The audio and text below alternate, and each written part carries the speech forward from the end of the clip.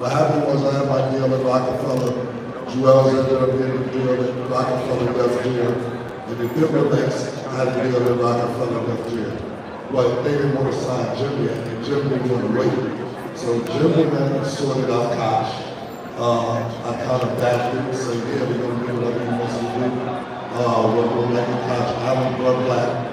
And we were starting to get $7, $8 a record, but that was basically unheard of it. No, by the way, you got to put this in perspective. Right. You're selling the CD for $16.99, and you're getting $8 a record. Everybody else is getting $1.20 a record, maybe, if that. Right, exactly. If you get that. A lot of times what they do is say that we're going to give you a big advance on your next project. Royalties will take forever to come back. Let's say, so for instance, if you sell 1 million records, they'll give you $1 million to do your next album. And it's like, where's the money from the last fucking album? So Koch wasn't doing that, they was playing more fair. Then you hear, at this time, you gotta realize the only people who was doing that was like Master P, Cash Money, we hear about niggas getting distribution deals. And Koch ended up giving us a distribution deal. But to be totally honest with you, I have to give the credit to Jim Jones for finding us because he just didn't want to wait on a major label. Yeah, that's right. Give it to Jim Jones. And this permission to do that. So, what artists were concerned about, we talked about this earlier, was the quote-unquote the look.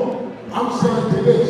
I'm signed to that. The look was more important than the reality. Yes. So you have a great look and you ain't making no motherfucking bread. It's that. My first 2 albums, I was fucked up.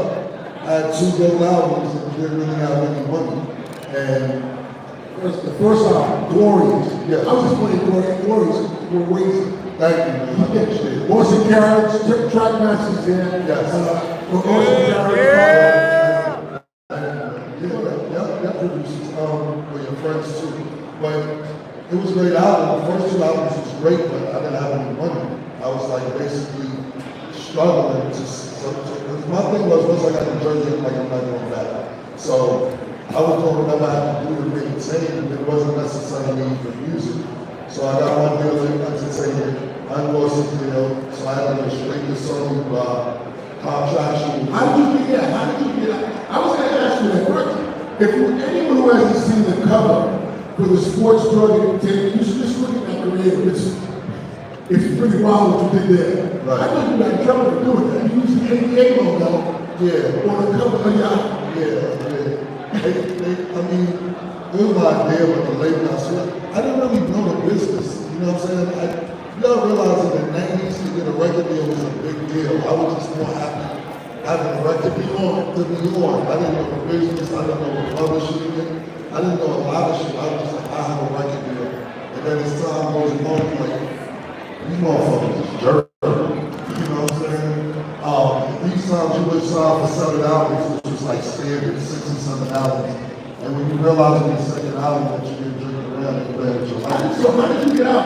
So you were supposed to go directly to Sony because Unlost his deal. Okay. And how did you get out? You went on Epic. How did you get out of the deal with Epic? So Unlost his deal, which was through Epic Sony. Contractually, I didn't go straight to Epic if I never lost his deal. And when I got to Sony, I just realized that they were playing with my money. The marketing money wasn't being spent on marketing. The person who was running marketing had a brand new car. The person who was doing promotion for me, they was going on vacation, et cetera, et cetera. So to be totally honest with you, not that I recommended this, I just kept going down there with like 45 niggas every day and making them uncomfortable. I was like, yo, y'all not gonna play my life like this. Look to David Pearson and the rest of his staff, and they just basically let me out because I think I'm uncomfortable. They didn't want to have nothing anymore. Like I'm not promoting this, it's an okay one. He's not promoting violence. I just feel very uncomfortable. But he is promoting taking matters in your own hands. Yeah, because I saw a 7-album deal when I was on my 2nd album and I wasn't getting paid, and they played with the marketing, promotion, money, etc. And then I started learning the business, and I was like, let me get out of this situation. And you know, basically I know y'all don't get big, but I knew David Dash at the time, and Rockefeller was on top of the world, and I used to hustle for David Dash. I'm like, yo, I need your fucking help. Y'all niggas on top of the world. I need you to help me run the business. And basically, he told David Fierce, the guy who was running Sony at the time, you might as well make him out of his deal, but this deal is going to stop. They let me out. That's incredible. That's a short story. No, I'm sure there was much more layers to it that I doesn't happen that easy. Is there, the one thing I want to talk about is, I spoke about this earlier, that you're hitting on, is that you actually have to be able to write the rhymes and pick beats and make the songs, but at the same time, no business. Right. I mean, and that was like an unheard of thing. Like most artists, they feel like this is somebody else. Right. Like they don't get caught up in it, and then they look back and they get fucked, and then they blame everybody. Right. What would you tell independent artists today about that? Like, is it mandatory that an artist must be able to understand business as well as make music? Is that a must at this point? I think at this point, they have tools that we didn't have. It wasn't an Instagram. It wasn't an internet. It wasn't social media. Right now, what I tell artists is this: labels aren't building artists from the ground up. So they're going off analytics. They'll sit there and say, okay, you have 10 million views on YouTube, or you have 3 million followers on Instagram, or you have 7 million followers on Facebook friends. They don't want you if you ain't got no numbers. Labels are jumping on the bandwagon now because they're not starting artists from the ground up. They're not building them. They'd rather have somebody with 11 million TikTok views. So if you don't have those views, they don't really want to be bothered with you. So for knowing your business, back to answer your original question, you should know your business because by the time the label wants you, you should be making money by now if you figured it out. By the time they want you, they'll be like, I don't really need you. I had a friend, God bless him, dead, Mac Miller. He used to come to my house all the time, record, because I studio in my house. And he signed to an independent label. And all these major labels wanted him, but he was already getting $4 or $5 million on tour. He was getting his own independent money on his records. He was like, kid, it doesn't make sense to sign to a label. They want to give me $50, $60 million school, but I'm making $5, $6 million by myself. Now it didn't make sense. And this was probably 10 years ago. So, you know, one of the things that I had Joe Button up here earlier, and he talked about that same thing. Like, when you sign up front and you give away your name and likeness and you sign yourself away, you're basically betting against yourself. Because if you were betting on yourself, you know for a fact that you're gonna make the money anyway. So why would you sell yourself when you don't even understand what the price is? Right. Right? And today's artists, back then, even back then, we're talking about when Cameron, Dipset during that era, 2000s, that you had to find a record, you had to get a record company in order to find an audience. In today's world, you actually find an audience before you find a record company. Right. So why the fuck would you give away the money? Absolutely. You recently launched It Is What It Is, the most viral sports talk show with Mace. Everybody give it up for that. I mean, that's it.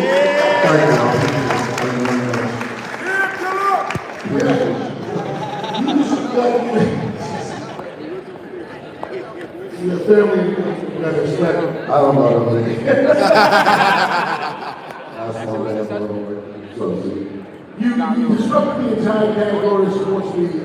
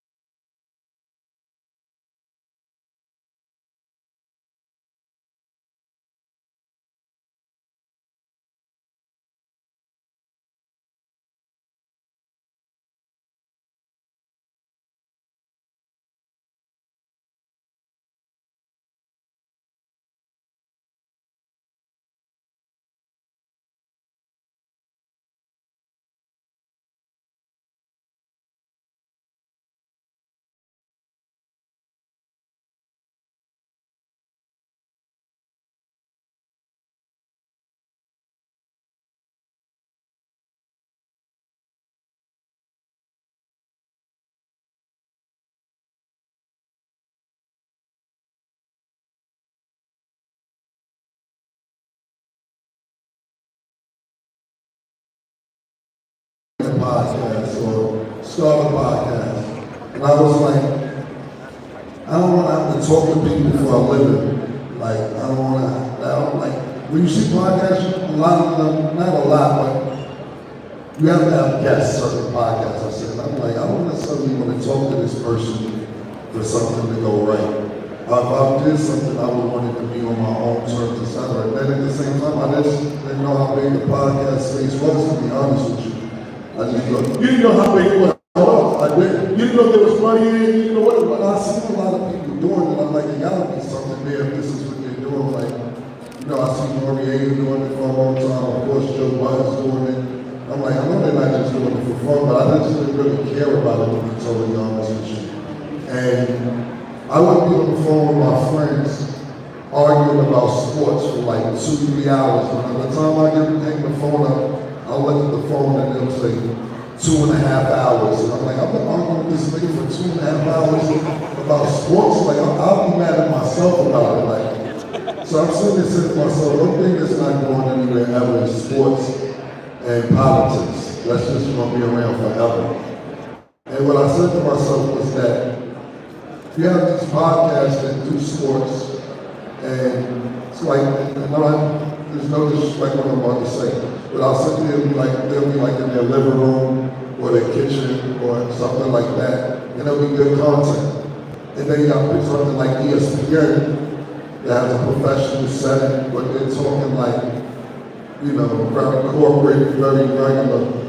And when you go to these barbershops and the gambling spots and corners of urban America, anywhere like that, we talk how we talk like, yo, LeBron ain't shit, man. I think last thing fuck about better, blah. And I'm like, that leads to me, I think. So I built a second Miami, I bought my own equipment, bought my own cameras. I said, this is what I'll do. I'll have how we talk in the barbershop about sports, and like the ESPN background. I'm gonna wear the suit, I'm gonna build a professional background, and then when we get on here and talk, we're gonna talk how we talk amongst each other when it comes to sports. And that's kind of how I did it. I said, I'm gonna put up about 250,000, see how it goes. I didn't have to spend 250,000 before I got my investment back, but that was the number I had in my head. And I said, I didn't even win 250 in the hole. Never, no, I didn't go 250 in the hole. I probably spent about 150, maybe about 125, 150 before I got my investment back. And not only that, I'm talking about building the set, buying camera equipment, hiring production, because I took it seriously as far as production was concerned. You were trying to get the ESPN look. I'm trying to lighting is critical. Yes, everything. I was trying to get the production right. And but I want to talk, like I was like, when we first aired, It Is What It Is, I was seeing the comments, people would say, yo, how's ESPN like, can't talk like this on their network or whatever. But it wasn't ESPN, it was our show. People took our set for ESPN. And I was like, yeah, this is what I want. So one day I invited Mace to come on the show because I didn't find a co-host yet. I was just inviting different people that I knew about sports to come on. And Mace came in, you know, for people that don't know our story, me and Mace grew up childhood friends, fell out and speak for 15, 20 years, and they got cool again. And this is a great opportunity to hang out with my friend that I haven't hung out with in years. And when he came on the show a couple of times, he was like, yeah, we want to go 50-50 on this show. And I'm like, yeah, let's do it. Because I didn't have a constant co-host yet. He knows sports, he used to play sports as well. And that's pretty much how it happened. We just continually did it 2-3 times a week. And it turned out good. But the one thing that we did want to do to compete is have consistency. So we're going to compete against sports, so we need to be 5 days a week. If we're going to compete against First Take, if we're going to compete against the Herd, on these top sports shows, we need to be 5 days a week. And now on YouTube, as far as morning shows are concerned, during our time period, we're not on linear television, but just YouTube, the only show that's beating us with numbers is First Take. Like we're at a sports center during the time that we come Come on. on, give it up for that.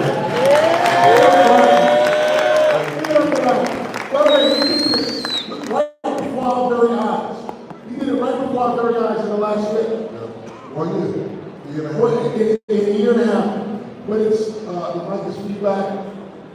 But the one thing that he said, which is similar to the last conversation, the consistency.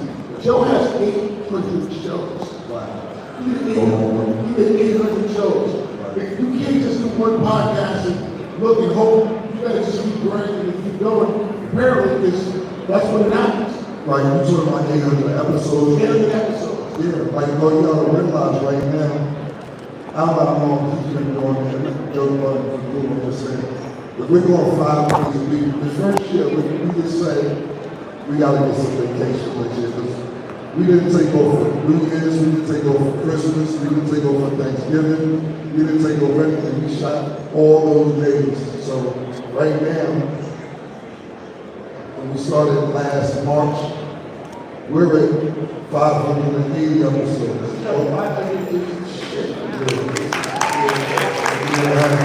Almost 3 years. I'm going to ask you one question real quick. What do you think about Charles Barkley's comment last time around? What do you say to that? So they should be legitimate. I agree. You agree to be I think that it was good to have Ronnie on the court with his father just to get it out of the way. But I think he should go to the He should be developing more. I think Ronnie's like my nephew. We're on which one those are my brothers. I just think that it's a lot of pressure on him to take some of the pressure off. Go to the G League, you got it out the way, you was on the road with your father. But these people aren't going to respect you until you do something. So Ron as a father did his job, Rich Paul as an agent did his job. It's nothing else nobody can do but Ron. And I don't see the fire in his eyes yet to be one of them guys that they take away. When you look at college sports and how student athletes are friendly and monetized through NIL deals, what notes do you think independent artists should take from this? So like, now you got kids, you go to Colorado games, they pushing whips, they're doing everything. What's your take on that? Because many historical college coaches are now